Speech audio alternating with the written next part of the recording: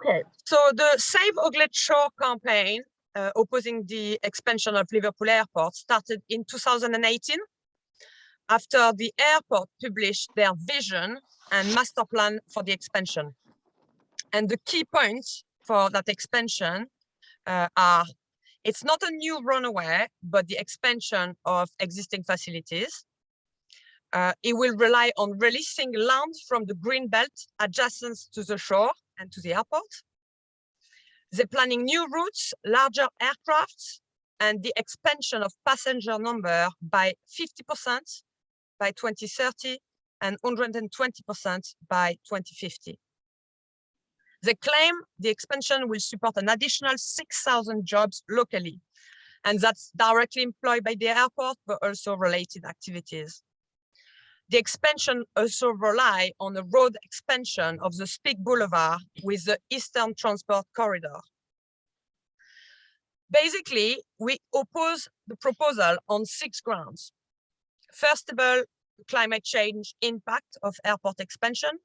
And we've seen many recommendations about not expanding regional airports if we want to meet the Paris Agreement targets. We also oppose this expansion because it will increase air pollution in an area that has already got high level of air pollution and some early death rates because of it. We oppose the loss of green belt land and the loss of access to the green spaces. We want to protect the wildlife and their habitats that live in Oglet Shore. We also oppose the land grab that the expansion will necessarily mean. And finally, we oppose this expansion because it relies on, in our view, false job claims and economic impact. So far, no planning application has been submitted, but the local plan by the Liverpool City Council that was approved in January removed the green belt status, paving the way for the expansion. In January, we delivered a 10,000 signatories petition to the council, and we staged a strong protest outside the town hall. This, combined with the research work by our campaigners and the lobbying of politicians, has resulted in a council cross-party motion committing the local authorities to review the expansion and the council financial ties to the airport, but also review more generally the provision of green spaces in Liverpool. So this was a small victory and certainly a step in the right direction. But it's crucial we keep our pressure, and the campaign is developing in a number of fronts with new people joining on a weekly basis, with different working groups looking at related planning applications, looking into air pollution levels, the right-of-way of walking paths. We're planning engagement activities with the local communities, and we're looking at the job question. So now I will pass on to Steph, who is going to introduce our speakers. Steph. Hi, everybody. Yeah, we have 3 speakers this evening. The first one will be Mike McGrath, and he's a member of a group known as GALBA, a Group for Action on the Leeds Bradford Airport. And earlier this month, it was successful in campaigning against the expansion of Leeds Bradford Airport. And it has lots of parallels to what we have been doing here to stop the expansion of Liverpool John Lennon Airport. The second speaker will be Tahir Latif, and Tahir is the president of the Public and Commercial Services Union Aviation Group, and it's one of the biggest, and that union is one of the biggest in the UK. He's also a member of the Greener Jobs Alliance, and he has been engaged in instituting lifelong learning strategy to ensure workers' skills are kept up to date to reflect new technologies and changing skill sets needed during workers' careers. So you may be a bricklayer at 16, but you certainly won't be that probably by the time you reach 50. But a typical example is the new jobs needed to control, needed to be created in the context of climate change. He's also the author of a book in the transport chapter of the Climate Jobs Report, which Claire will tell us about later. And the third speaker is Finley Asher, and he's a member of an organisation known as Safe Landing, and that focuses on the whole airline industry, from factory workers, airports to airlines, and the need of them to be able to adapt to the effects of climate change and at the same time protect employment, obviously including workers. So that's my introduction to the three speakers this evening. Thanks, Steph. And I will now pass the mic to Mike McGrath. Okay, thanks, Clara. Perhaps I could just say I spent some of my childhood in Liverpool. My dad was in the RAF in the 1940s and based at Fazakerley, right at the end of the tram line, as I recall. And more recently did quite a bit of work at Liverpool University. So I have fond connections with Liverpool. So thanks for asking me here to speak about what's been a pretty hectic time for us at Leeds, as you can well imagine. And what I firstly wanted to do was just say a bit about the context of how we got where we are now. And then, of course, very specifically on the jobs issue. I'm going to speak from my notes, if you don't mind, because as I get older, I have a tendency to go further and further off piste and lose my way. So, oh, where have they gone? Oh, God, sorry. Fallen at the first step. There we go. So Leeds Bradford Airport is owned by AMP, which is an international private equity firm based in Australia. Liverpool Airport is owned by Peel Land and Property, which has big interests in and around the River Medway in Kent. And my sister lives in a cottage on the bank of the Medway. Peel's management of the river is appalling. I'm saying this because we had dug dirt on AMP involving a sexual harassment culture and financial mismanagement in Australia. And I'm sure there's plenty to dig up about Peel that could be used in your campaign. So some context first. I'm just trying to get my talk so that I can also see you, which I'm failing to do, but hopefully you can hear me. So LBA submitted a planning application in early 2020 to build a new terminal and change flying hours to facilitate expansion from 4 million to 7 million a year by 2030, an increase of 75%. Galba, the Group for Action on Leeds Bradford Airport, opposed the application, and there were 2,200 objections. Nonetheless, in February 2021, the Leeds City Plans Panel supported the application by 9 votes to 5.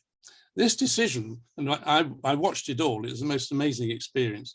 This decision was taken after an intense, nearly 9-hour meeting, and the procedure for voting on 2 motions was determined by the legal officer, not by the chair, which is an active trade unionist for most of my life, I found really disreputable.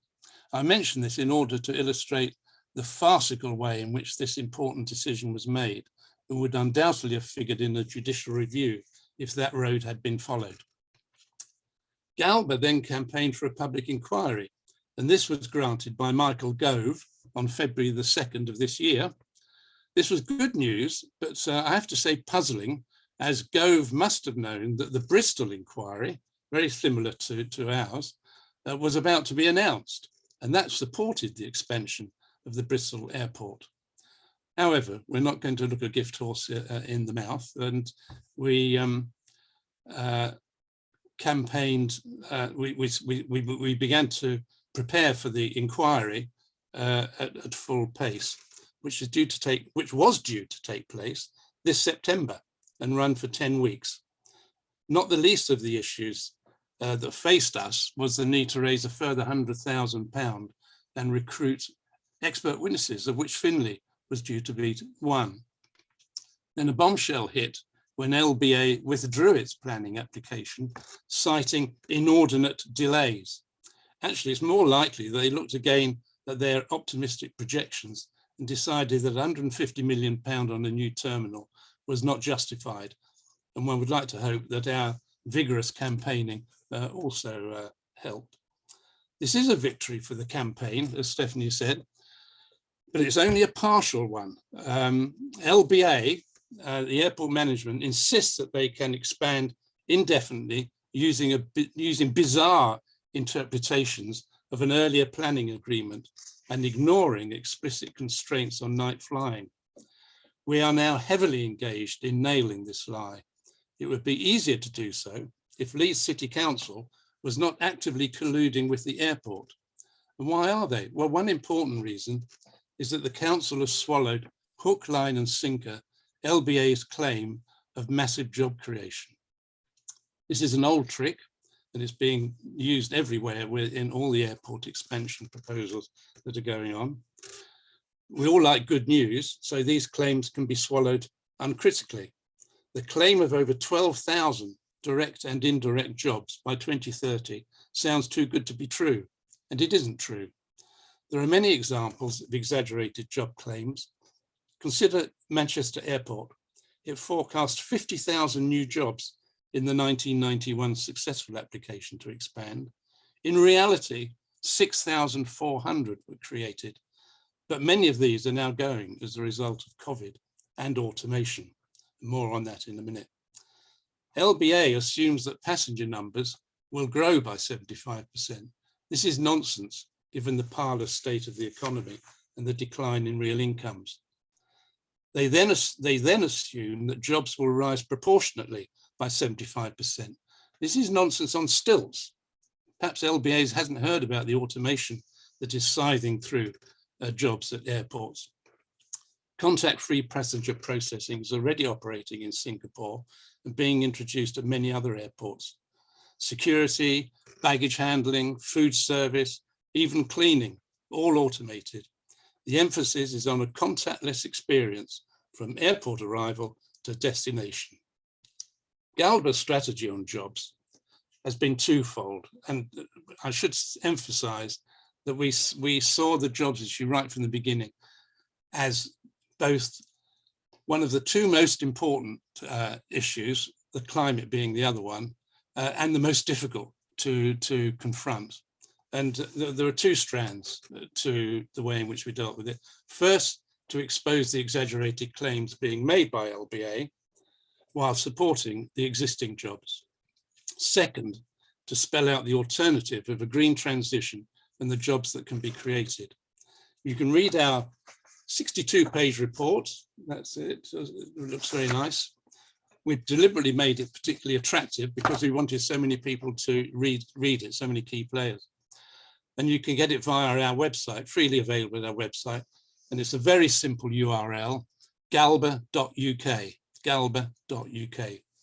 We were helped enormously by the Greenhouse think tank and the Green European Foundation, which funded the production. Tahir was a valuable contributor to the whole process. We had a successful launch and we distributed hard copies to key players in Leeds. We also produced a larger number of a summary, which we circulated more widely. The key conclusion is that 30,000 jobs could be created in the Leeds City region over the next 10 years and 16,000 longer term. The problem to be faced, and it has to be faced, is the difficult one, that for workers, a bird in the hand is worth two in the bush.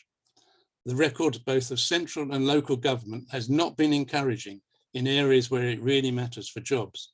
For example, investment in retrofitting buildings to high standards of insulation, public transport, decentralized energy generation with solar panels and heat pumps, all disgracefully lacking both locally and nationally. But at the very least, you do need to make and sustain contact with the workforce, probably via the trade union reps.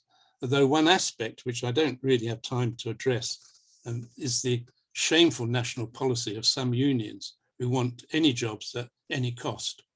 More work needs to be done on this, particularly in Unite and GMB. Unite used to have a very good policy on climate change and reversed it using some jiggery pokery at a conference about 3 years ago. Perhaps that's some lessons we've learned. Keep in touch with supporters via newsletters and meetings. Focus lobbying on key players, for example, sympathetic councillors and council leaders, and particularly those on the relevant decision-making bodies.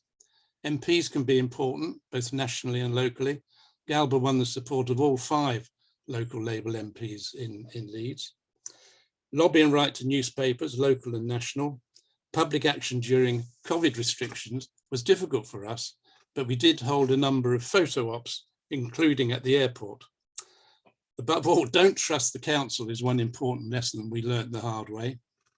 Galba has been very fortunate in having a high quality committee that's run the campaign, good mix of skills and experience, as well as a strong culture of team working. At the moment, we're having a well-earned breather for a couple of weeks until we receive advice from our legal team on how best to proceed. One last point, Galba and others are initiating a coordinated campaign across against all airport expansion. Currently, about 14 airports have plans in the pipeline, either via their master plans or through planning applications that are being submitted. The cumulative impact of carbon emissions is thus enormous. Such a campaign can also minimize the damage done by councils, arguing that if we don't expand, others will do so. And I think I'll leave it there, Clara, and I'm happy to engage in discussion and answer questions where I am able. Thank you very much. Fantastic. Thanks so much, Mike, for this update. And your campaign is so inspiring to us. So thanks for your contribution. We're going to move to Tahir now, and it's a pleasure to see you again. Tahir and I were in the same trade union, PCS, for many years. And for that, in the chat, I have shared our model trade union motion. So if you're a member of a trade union, please make sure you download it. We will also send it after the meeting and try to pass it at your branch or your trade council. We will be very grateful, in particular if you live in the Northwest. But without further ado, I'll pass it on to Tahir. Oh, thanks very much, Clara, and thank you everyone for the invitation and for attending.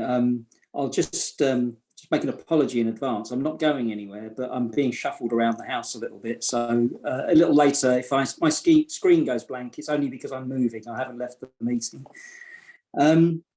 So, I mean, Mike has kind of picked up on a few important points that I was going to cover. And in particular, of course, the issue of trade unions and jobs. My background, as Clara said, it was with PCS union and as president of the Aviation Group of Workers. PCS was one of 5 unions that is involved in the aviation industry in some shape or form.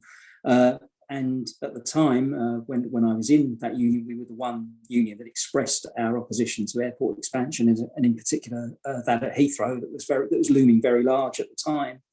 And of course, on that basis, I'm more than happy to support the Save Oglet Shore campaign, and to do so on behalf of workers, not in opposition to them. And I think it's really important that we say that. Of course, saving the Oglet Shore, that landscape is important. I've looked at, I must admit, I've not been there, but I've looked at the website and seen exactly what it is that you're talking about. And of course, we have these kind of issues across the country. As Mike has said, there's at least 14 airport expansions planned.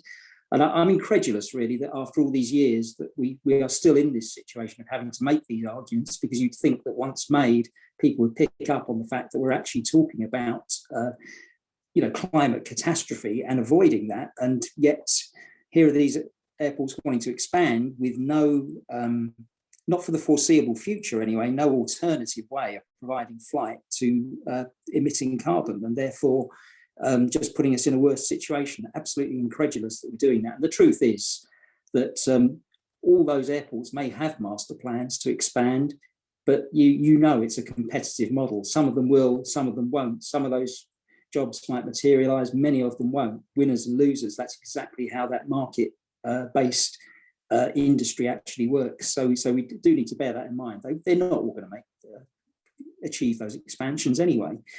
So the promises made are really just kind of hot air in that respect. And exactly as Mike said, I mean, apart from the issue of the local landscape, there is that bigger picture about the climate. I mean, employers will say, if we don't expand here, then such and such a neighbouring airport will expand, and that area will reap the benefits that we could have had while we go into decline. We refute that logic completely, because partly because when we talk about so-called benefits, I mean, I think I've seen a figure of 625 million or something quoted for the local economy, but we know that's not going to go into the pockets of most people. It's going to be owners and shareholders that actually see that money. And in terms of jobs, I can't remember if it's 6,000 or 12,000, but they actually say, firstly, they say, well, it's up to that number. So it could be anything from 0 up to that number, let's be honest. Secondly, we have to be clear that some of those jobs are not going to be aviation specific. They may be based at the airport, but if you had a train station instead of an airport, maybe that cafe or that retail outlet would be there instead of there. So it's not dependent on having an airport. So I'd be interested in exactly how many aviation specific jobs they are actually claiming. And it's a challenge that needs to be made. Also need to challenge, the quality of those jobs in terms of pay, hours, conditions, etc. And of course, the duration of them, because one of the key things about aviation is that it's one of the most vigorous or rigorous, I should really say, in terms of automation of tasks and reducing numbers. And I think this has been alluded to already, that the number of jobs created on day one, they'll soon be looking at that and saying, well, how can we cut those numbers down to something smaller through either processes or not doing the jobs or automation. But also, I mean, if we're concerned about climate change as well as our local landscape, then we have to oppose airport expansions everywhere. I mean, it goes without saying, really. Carbon doesn't care where it's emitted, and communities suffering from floods, fires, and hurricanes, just pushing it somewhere else is making absolutely no difference. So that argument that somewhere else will do it is absolutely no good. The good news is that there are anti-expansion groups in every town where there is an airport wanting to expand. And it's vitally important that we do exactly what Mike said, which is to link up those campaigns in solidarity and common cause to oppose expansions everywhere, because that's the best way of protecting our local communities and our workforces. We need to be clear that we're doing this to protect workers, not to oppose them. I know from personal experience that aviation workers often support expansions because they feel that that's the best way of maintaining their job security in the face of an employer that is seeking to automate their jobs out of existence. And let's be honest, I mean, airlines will be on the edge of their seats looking at how the P&O debacle pans out, and what they'll actually be thinking is, well, how can we avoid making the same mistakes that they made? And that's a threat that our workforces face, of course, in that area. In that context, as campaigners, we have to express two things, I think. One is to understand why workers feel compelled to support aviation expansion in the light of the government's austerity policies and the fear of losing one's jobs that those policies have produced. I'm slightly less understanding, to be honest, of union leaders that share a platform with the same employer that is screwing their members over and regurgitating their lies in return for a false promise of jobs. But ordinary members clinging on to the employment they have, that I do get. And when I was president of the PCS Aviation Group, I was very keen to make that distinction. The second thing we have to do is we have to win workers over by getting them to do what their leaders often won't and what their employers certainly won't, and that is to look over the horizon at the future for the aviation industry in the face of climate change. Because the catastrophe that is staring us in the face, that won't allow those expansions to take place. And if union leaders don't look to the long term and demand a secure future for their members in a post-carbon economy right now, to actually make those demands and start thinking about it today, those members' jobs will be stranded when that time comes, just as the expansion of airports will become stranded assets to the industry. That's exactly the perspective that we sought to bring in to our aviation members in PCS when we initiated a program called Jobs of the Future. The idea actually didn't originally come from opposition to climate change, but in response to the threat of automation, but it's equally applicable in both cases. What we wanted was to not wait for market forces to decide our fate, but to actually grasp the jobs agenda and use the knowledge and expertise of our members to define the jobs that will be needed in a transformed aviation industry.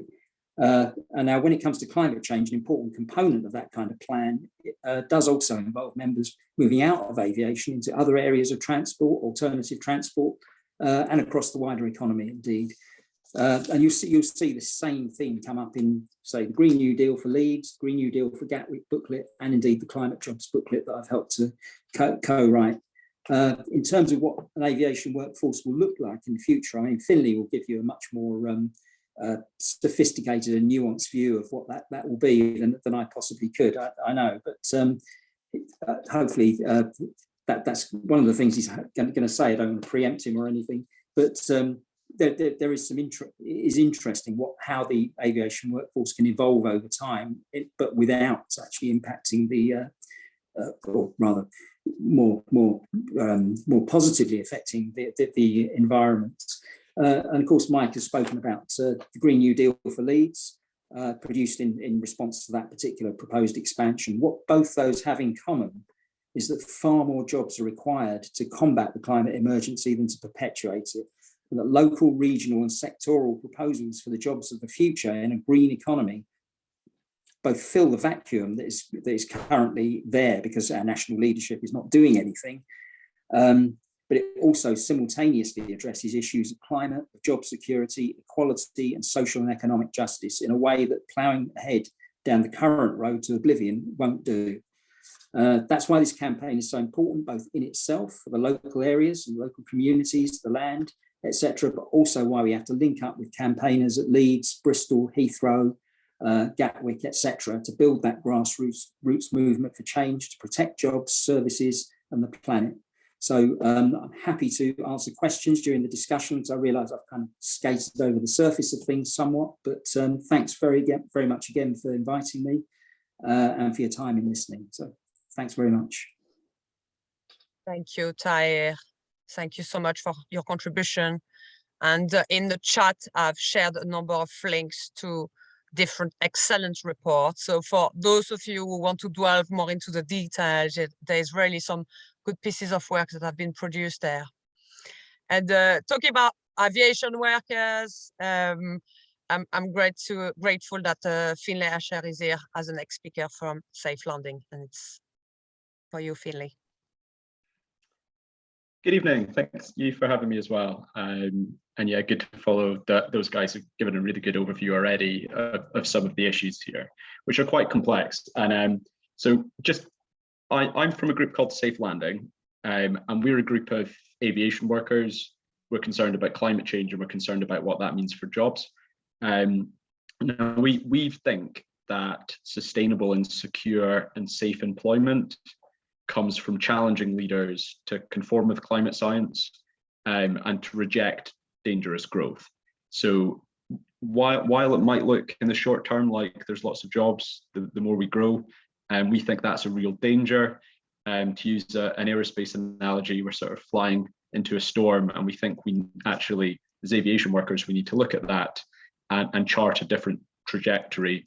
And in our view, that should be worker-led as well.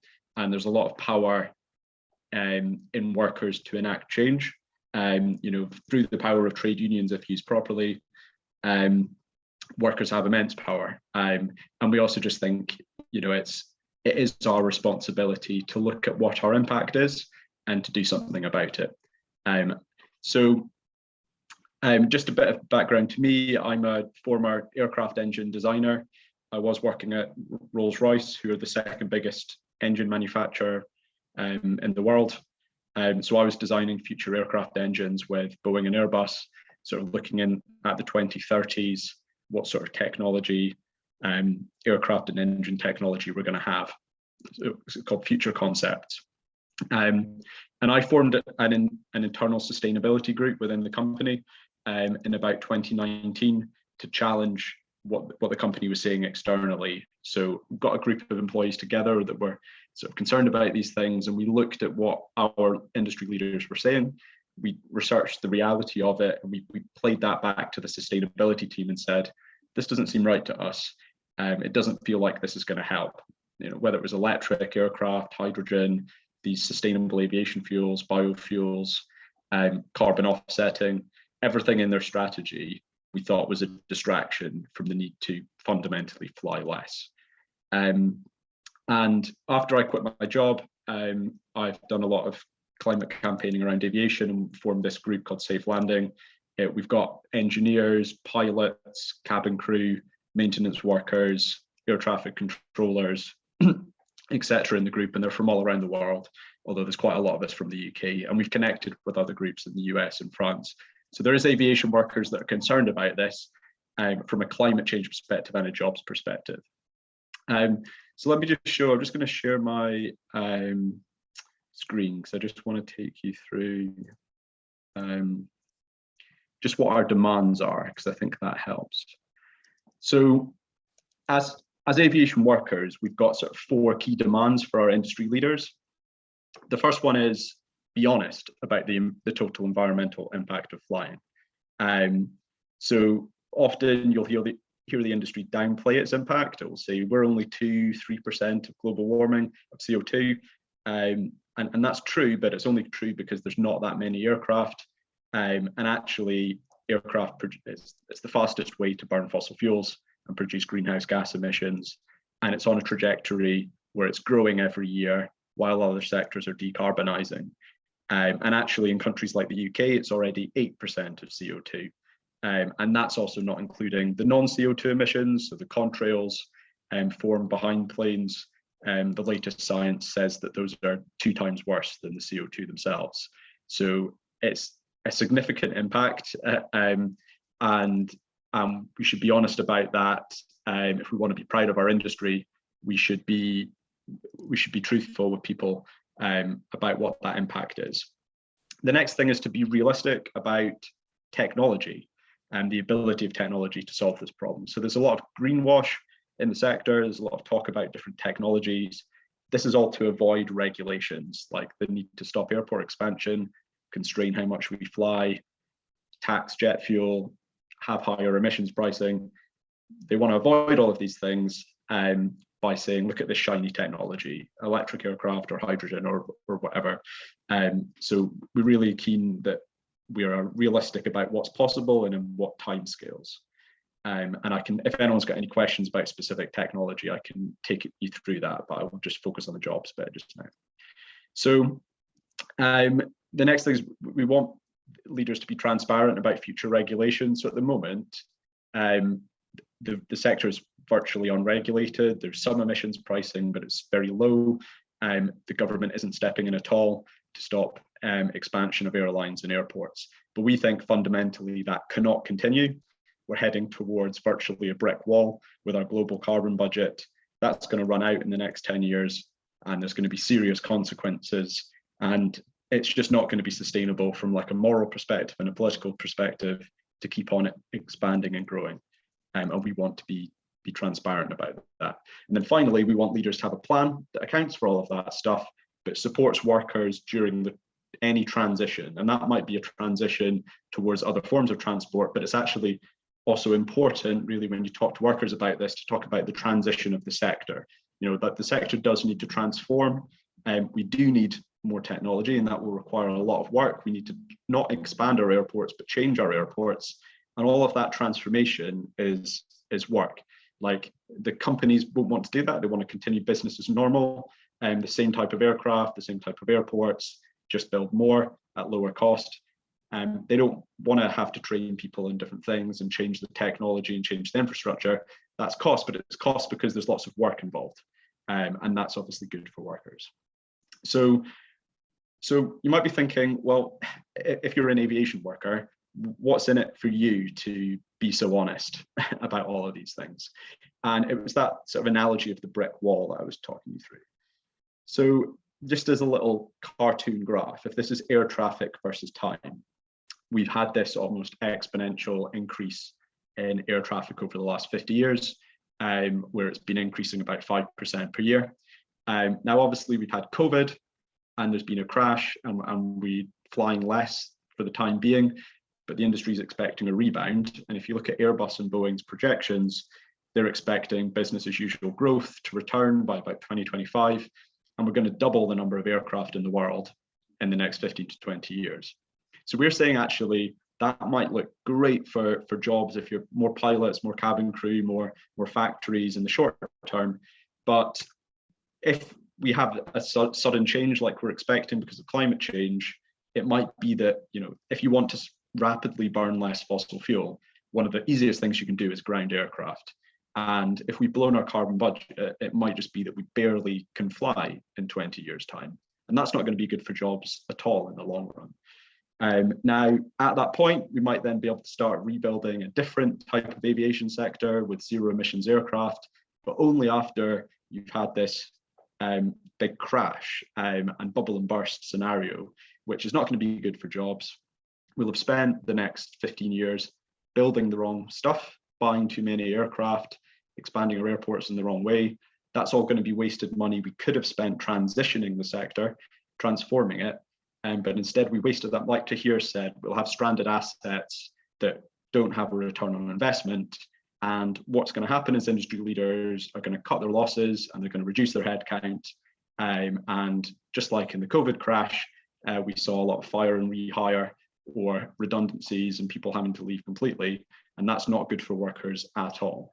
So what we are at Safe Landing, we're saying let's be realistic about the trajectory that the sector needs to go on. We're not saying there's going to be zero flying, but if we fly less in the short term, there will be more chance of being able to fly a bit more in the future. If we're not sensible about what we do now, it's really dangerous for the 2030s. And something that we really want to emphasize as well, Tahir's already mentioned this, just that time horizon between an industry leader and an aviation worker. So if you're a CEO, corporate leader, you know, you're really just thinking about quarterly profits this year, in the next few months, maybe the next few years before you retire, you take a leaving bonus and you're gone. So you don't care that in 10 years' time, there might be a massive climate catastrophe, a big change in regulations, and the sector has to change completely, because you're not going to be there anymore. And there's going to be no repercussions. No one's going to come back and take the money off you because you've planned wrong. And that's that time horizon we need to understand. So, you know, whereas I'm 30 years old, I'd probably like to work until I'm at retirement age, might have a job for another 30, 35, 40 years. So I'm going to want to sustain a career through that. And that's why, as workers, we really need to think for ourselves on this. As trade unions, not trust what our industry leaders are saying when they've got a sustainability strategy that talks about technology that doesn't exist yet and has a lot of risks associated with it. So yeah, just the final thing really that we're campaigning for is an idea of workers' assemblies, just like citizens' assemblies that have taken place recently on climate change across the whole economy. And they focused a little bit on aviation, but not for very long. We'd like to do more of a deep dive with aviation workers, where we get external specialists in and we talk through the realities, some of the technologies, what policies are required, and have workers actually come up with what their own alternative visions for the future of air travel are. What is a safe level? What technology should we be working on? What policies are likely, and what should we start planning for as workers ahead of our industry leaders sort of telling us what to do? So that's me. And yeah, thanks for listening. Thank you very much, Finley. That's absolutely fascinating, and you know, the additional dimension that you bring around, you know, technology and this necessity to transition to a new type of industry is really interesting. I've shared again a few links. Sometimes I do make errors because there's so many different groups that are doing amazing work and different reports. I will make sure that when we circulate all the links via email after the meeting, I'll put the right links and the right names in the right place. But thanks so much. We're now going to move to a more like a discussion and question space. So I'm going to ask participants if they've got questions. To ask your question, you could raise your hand using the reaction button at the bottom of your screen. You can also write it in the chat if it's easier for you, and Stephanie will read the questions in the chat. But actually, there have already been a question in the chat, and because I don't see any other hand, we're going to maybe start with this one to give the audience. Clara, Yes. I can't write in the chat. It's Steve from Stay Grounded UK on the phone, but I've got something to add. If I may be added to the list, please. Fantastic. Thank you, Steve, for making us know that you wanted to ask a question. So I'm going to read Violet's question, and then we'll take your question, Steve, and then we'll give our speaker a chance to come back and see if there are other questions coming through. So so Violet was asking quite a simple question, but a very important one, and I think a number of us are a bit confused. It's not linked to jobs directly, but she's asking, are aviation emissions included in the Paris Agreement 2015? So, maybe one of the speakers will be able to address that question. And then, Steve, would you like to come in and ask your question, please? Yeah, I suppose it's not really a question. So, your contribution, sorry. Okay. Rising Tide organise and coordinate the Stay Grounded UK chapter, as it's called. So far we've got about 50 odd different aviation and airport groups on our email list to coordinate. And last November on the COP26 Day of Action, we coordinated 18 different actions and events at 12 different expanding UK airports. So there's also already a burgeoning grassroots movement against aviation expansion. And one of those reasons is because there's a hell of a lot more than 12. Usually it's the 8 usual suspects that are trotted out in different publications, but there are upwards of 30 different airports in the UK that have got some type of plans for expansion. And we wouldn't just count airports that have put in a planning application to, let's say, for example, raise their passenger ceilings, but some of them want to extend the runway, some want more docking ports for planes, some want to use their taxiways more extensively to speed up traffic getting onto the runway. A really sneaky one is expanding the public safety zone, or to you and me, the crash zone, at the end of the runway, which enables them to use bigger jets, expanding terminal capacity, building industrial estates and complexes as part of the airport. There's quite a lot of that going on as well. So there's at least 32 that we know of so far. I'm sure there are many more than that. And just a bit about Stay Grounded. I'm sure you've probably already got these resources in the chat, but the Just Transition discussion paper that we produced internationally, which we welcome people's comments on, particularly workers in the sector, and the guide to talking to trade unions and workers at airports about a just transition that we also jointly published. Shut up now, because this is becoming a bit of a PCS loving. Because I used to work for them, and I think Mike was active in them as well. And then, of course, there's yourself and Tahir. Excellent. I've got a couple of hands, but first of all, I want to give a chance to the speakers maybe to respond to the first question. And, if you've got any reaction to Steve's addition, feel free. So any of you want to respond? Yeah, so it's basically countries are meant to submit economy-wide emissions under the Paris Agreement, but basically no countries do include international aviation emissions. They include national only. The UK has committed to including international aviation and shipping emissions in its sixth carbon budget, which is in the 2030s, but doesn't do so currently. So it's a big issue just in terms of not being accounted for in the first place. But technically they should do, right, because it's hard you can't make the argument an airport is good for the economy, but then say it's not part of economy-wide emissions. So yeah. Thanks, Finley.